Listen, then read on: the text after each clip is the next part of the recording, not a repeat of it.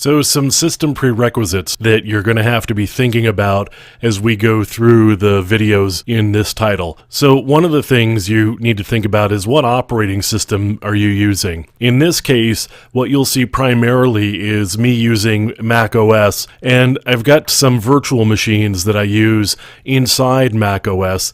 Now, a lot of tools use Windows, and there's absolutely nothing wrong with using Windows as your primary operating system.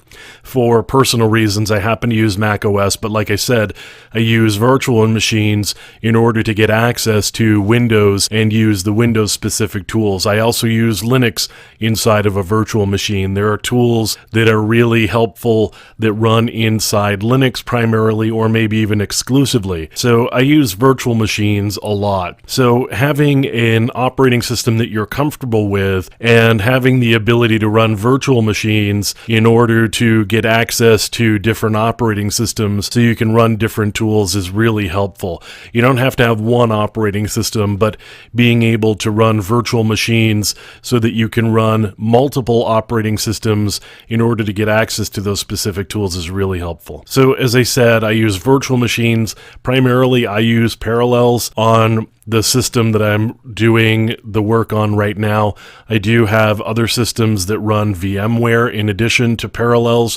VMware works fine. Either of these are great tools. You can also use something like VirtualBox, which is a free virtual machine software, and any one of those is going to be pretty good at being able to do your virtual machines for you.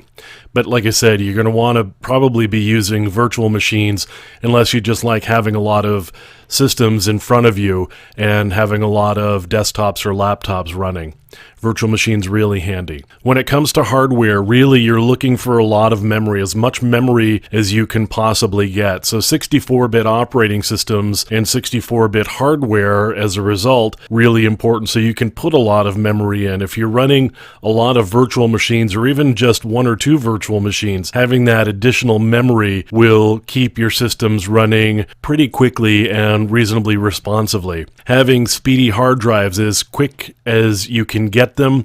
Obviously, solid-state hard drives are really fast. The downside to them is they tend to be small, which means you may not be able to store as much information in your virtual machines in addition to your primary operating system, or you may not be able to have very many virtual machines around. So getting a regular hard drive, a platter-based hard drive, mechanical hard drive that has a pretty high RPM, so 7,200 RPM is a pretty good RPM rate. So faster hard drives definitely helpful in keeping your machines responsive, particularly, as I said, when you're running multiple virtual machines at the same time as your primary operating system.